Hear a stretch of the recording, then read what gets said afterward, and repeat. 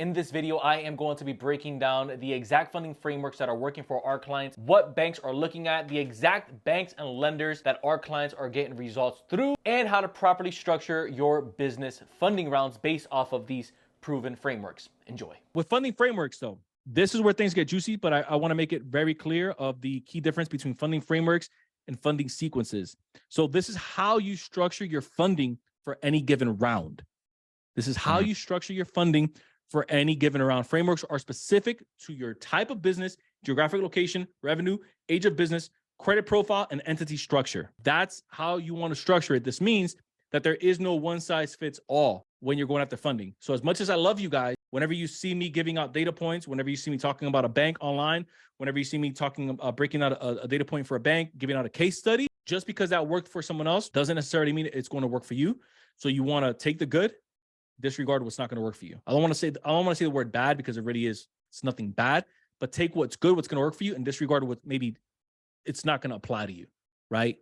And so that's how I want you to think about the funding frameworks that I'm going to give you, so that way you can see how you would set it up for your own business. Now, a funding sequence is the cadence or the timeline of how you would go about with each of these funding frameworks. So, example, you plan on getting 100, 150 to 200K in funding. This is probably going to take you 2 sets of 2 funding frameworks in order for you to be able to do this within 90 to 120 day period. Now, is it guaranteed? No, of course not, right? It's going to depend just like any other bank would underwrite. Sometimes you'll get approved for 10K. Sometimes you get approved for 25K. Sometimes you'll hit it off. You'll hit Fifth Third. You'll hit US Bank for 2 B-locks on each side. You'll get 50-50 a pop. That's 100 right there. So it's all going to depend. But more often than not, I'm seeing this happen with 150 to 200 with more than one funding round. Can it happen with one round? Yes. But I'm talking about it has to be A1 credit, and financials got to be on point. So I want you guys to be patient when you're setting this up, and I want you to think about it the way that I'm going to show you. So there's something known as in-house and third-party underwriting. Remember, we're still in the section where this is what banks don't want you to know. We haven't even left that section yet. We're still talking about what banks don't want you to know, right? So I'm going to add on a piece to this. Funding companies don't even want you to know this. Take your time, my friend. If you are company doesn't want you to know this, take your time.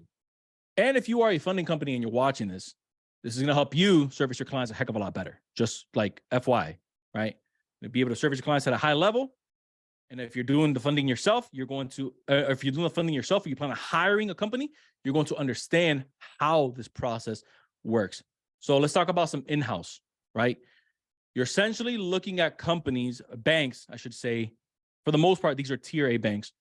They do their in-house underwriting. This means that they have their own algorithms. They have their own underwriting software. They have their own underwriting team.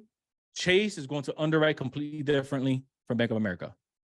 Chase is going to underwrite completely differently from Amex. I have Amex on there. It's number 1, 2, 3, 4, 5. Amex is going to underwrite completely different from Chase. You guys know that Chase is a lot more like what we say stingier when you have too many inquiries on your credit. So you may want to put them at the top of the list when you're going after a sequence, right? Or when you're going after setting yourself up for some funding. And then maybe you can drop American Express at the bottom, because with them, as long as you already have a relationship, you know that they're not going to hit you with additional hard inquiries. And you know that they're going to be far more lenient with inquiries than maybe a Chase would, or maybe a Bank of America. If maybe I'm looking at US Bank, then I know that US Bank, they're more liquidity based, meaning I need to have 3, 5, 7, 10K in that account before I even think about going for a round of funding. I would add Chase to that list. I would add Bank of America to that list as well. And I would also add Wells Fargo, right? Where they're more liquidity based. They want to see a more seasoned account versus me just walking in. I don't need an American Express savings account in order for me to get approved for American Express personal or business credit cards.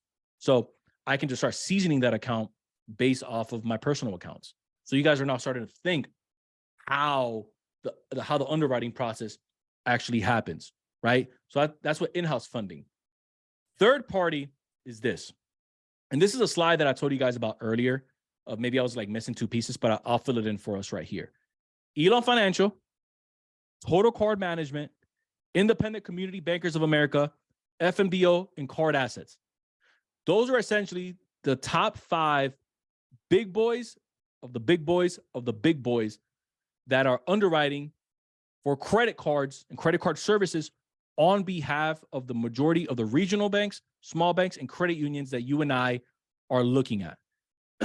And so this entire time, Rad, when they've been going out and they've been trying to apply for, let's say, a business credit card, and they think that they're applying at another bank, they're landing inside of the same funding pool, which is with Elon Financial, as an example. Was 80% of the cards, right? 80% of the cards is Elon, right? 80%. Check this out, though. 1,300 financial institutions are outsourcing it to Elon Financial. Super important. And I'll break down Elon Financial here in just a second. Take your time, my friend. Take your time. Take your time. Total Card Management, TCM, 750 community banks are outsourcing this, right? Independent Bank of America, Independent Community Bankers of America, ICBA, is 2,000 banks outsourcing it. I'm gonna let that sit for a second. That's 2,000 banks, bro. That's more banks than Elon Financial. Wow.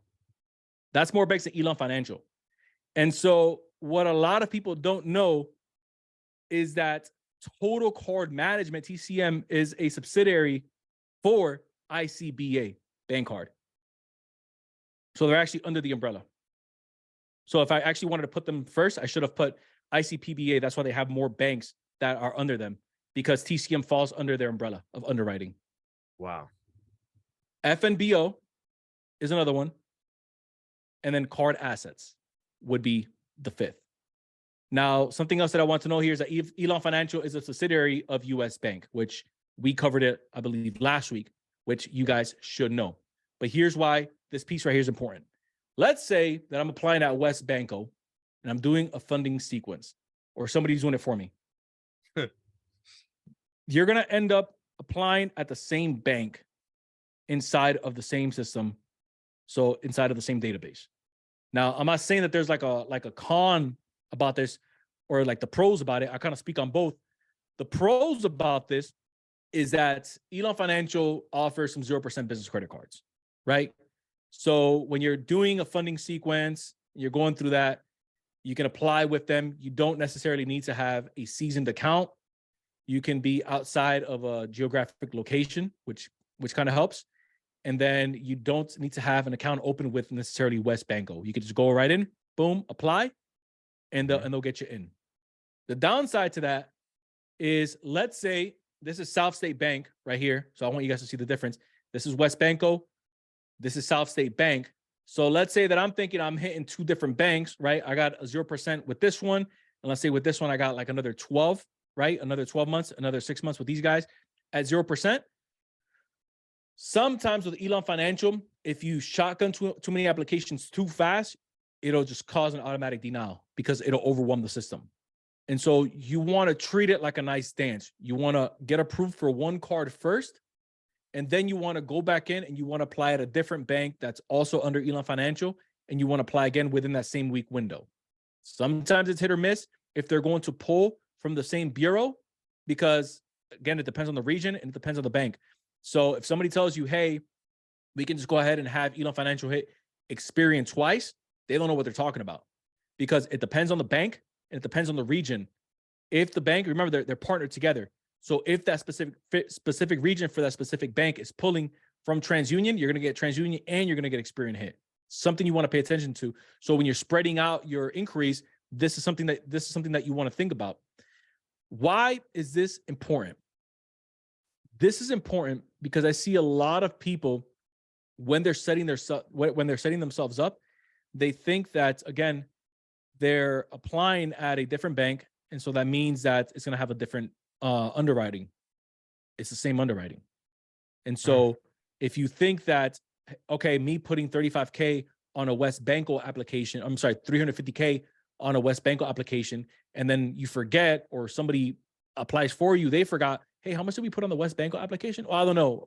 I think we put 350, but for South State Bank as an example, or Seacoast Bank as another example, or even Bank of the West as another example, put 210.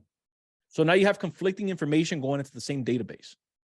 Oh my And God. so now Elon Financial is looking at it like, wait a minute, didn't this EIN, social security number, business address literally just come in with this business information? So why is it conflicting? Which number do we go with? And so we've started to see more and more Elon Financial, they're starting to want to ask for documents. So I want to prepare some of you guys for that. It's not always, like it's FMBO, like FMBO. FMBO didn't used to do it, right? And everybody was running that play, and now Yeah. FMBO started requiring the documents. FMBO doesn't let you go past one card either. FMBO Right. will approve you for more than one card, but then they'll ask you, or they'll ask you to shut the cards down, or if not, they'll start shutting them down for you. Yep. So just a heads up on that for those of us that have multiple cards with the FMBO. But that's why that's important. And so that's when they start asking for additional documentation versus if I'm the type of guy, and I'm gonna put myself like on your side, right? Irv, I'm trying hard not to show as much documentation as possible. Like what I got to do, make sure the applications match. I would take screenshots of my applications and make sure that all the information matches, whether it's my projected revenue, my stated income revenue, my total household income.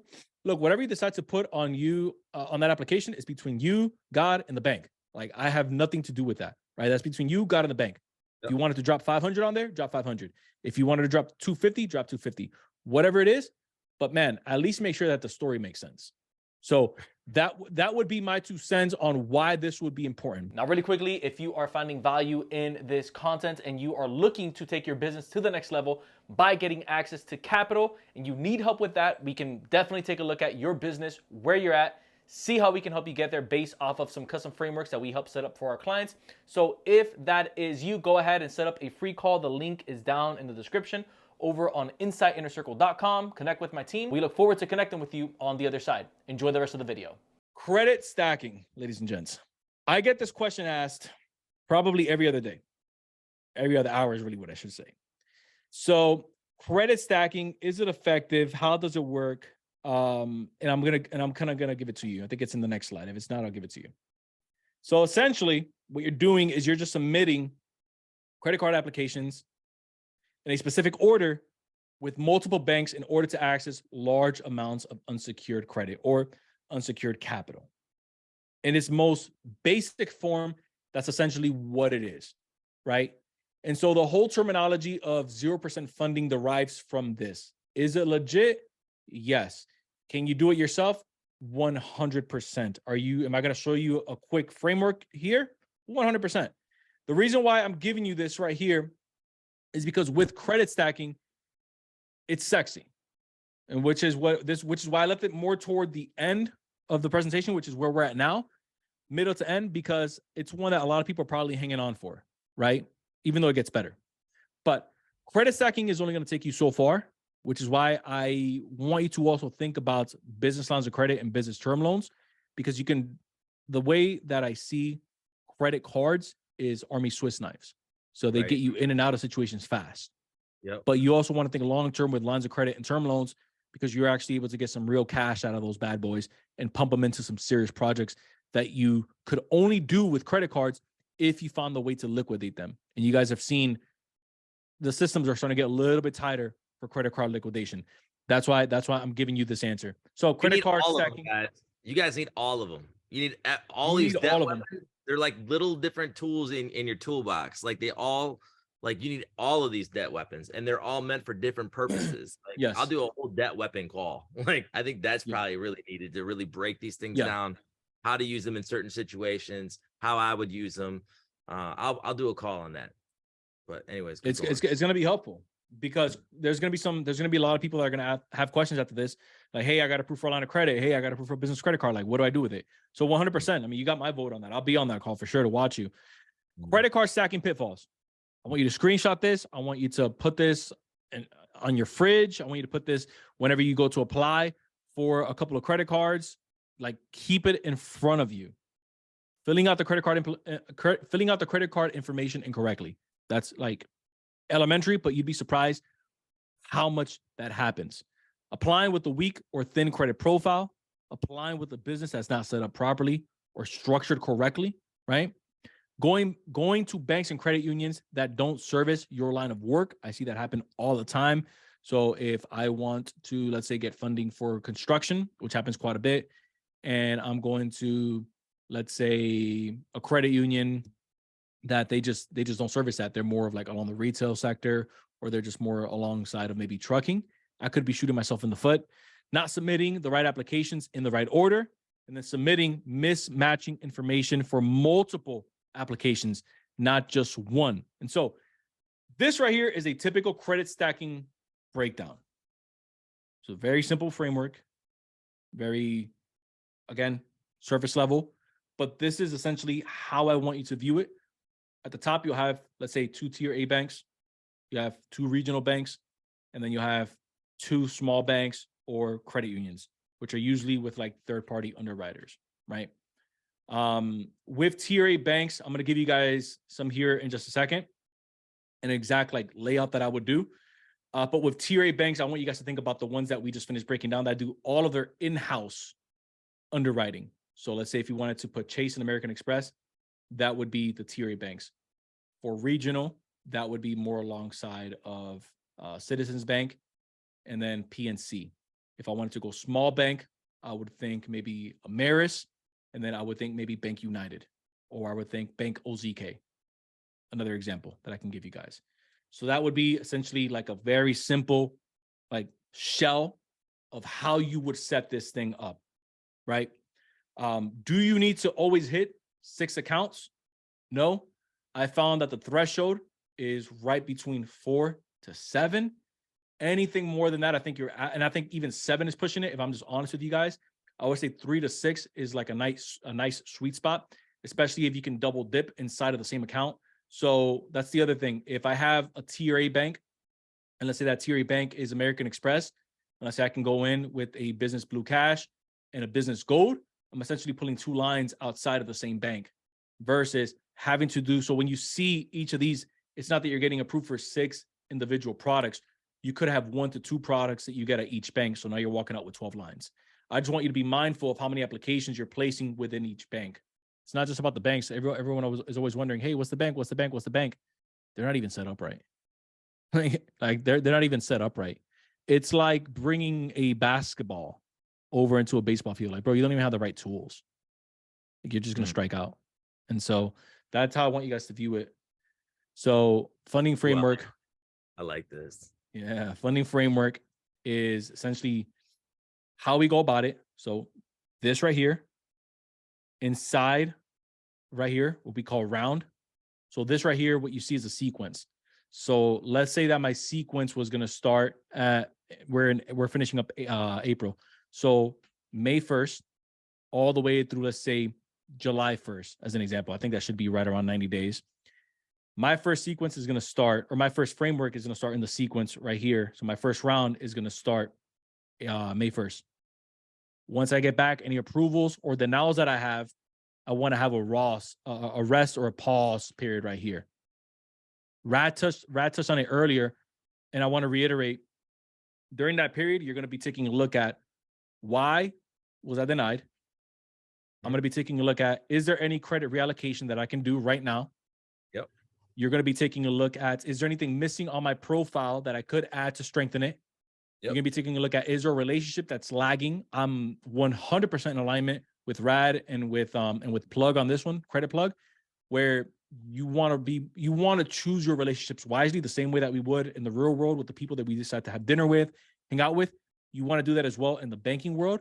And so obviously we don't have an unlimited amount of funds, right? And so let's say if you only got 10K that you can use to start moving around and strengthening relationships, you're gonna have to pick. Am I gonna go with Chase first? Or am I gonna go with City National Bank? Am I gonna go with Citibank? Am I going to go with Discover? Like, these are all questions you want to ask yourself. Hopefully you have it already by the time you hit that first round. You definitely want to have that during that rest period, because that's going to set you up for that second round, which would introduce a completely different framework into that. We're not going to hit, let's say, the same cards or accounts again. We already have them, right? So at that point, we have to get a bit more specific. We have to know which accounts we want to add, which again, I'm going to give you guys here in this call today. But with this, you also want to see, do I want to let these accounts not just age, but do I want to let the hard inquiries age a little bit? Let me do some organic spending So that way I start to build up some good grace and some comparable credit inside of the banking system. So then at that point, you have a decision. Do I want to go back in and remove this the way that we know how, the hard increase with the bureaus? Or do you say, you know what, I'm good for now. Let me not mess with, let me not mess with some of these accounts that I have. It took me a while to get here. Let me let these accounts age for a little bit, at least 90 days, at least 120 days. I know it's not a quick boom, boom sequence back into it. Can you? Yes. I'm just showing you how to do it the smart way so that you don't get your file hot, so that you don't get flagged. And so my recommendation, if we're, let's say, on a 90-day stretch, your first round, let that hit, wait 30 to 60 days, and then go back in for your second round is the way that I would recommend it. But can you shotgun them back to back? Yes. Are you going to run into a wall? Most likely, 100%. 1,000%. 1,000%. Yeah, I let the 1,000% out. 1,000%. So, reasons to set up multiple sequences. The reason you want to set up multiple sequences is that you don't want to get flagged by the banks or the lenders for what's called credit seeking. Credit seeking is when they say, maybe this person needs credit a little bit too much. They're seeking for it. They're looking for it. They're fiending for it. In the world of credit, and I hate to say this, but it's so true, when you need it, they don't give it to you. It's when you don't need it that they give it to you. I can't explain it. If you guys have ever gone through that, when you didn't need a credit limit increase, like your business is doing good, they gave it to you. You're like, where did this come from? And then the time that you needed it to cover payroll, whatever it was, they just didn't give it to you. I can't explain it, but that's also the scent that you give off when you're rushing into one framework into another framework in that same sequence. So slow it down a little bit. You want to allow time for some of this organic spending to happen. You don't want to have too many new hard inquiries too fast. So you want to let them age, or at your discretion, you want to get them knocked off. So I'll let you kind of play around with which method you want to do. I tell my clients, go with whichever one you feel the most comfortable with. I'm not sure, Rad, if you would agree with me on that, or if you would just say just knock them off. Bro, I'm 1,000%, man. You got to go with what you feel comfortable with. So too many new accounts just opened. Remember what we said about the check system? And then you also want to see what you were approved for and what you were denied for. At that point, you can reapply, readjust, and reposition your business, right? 50 to 250K funding framework just for you guys.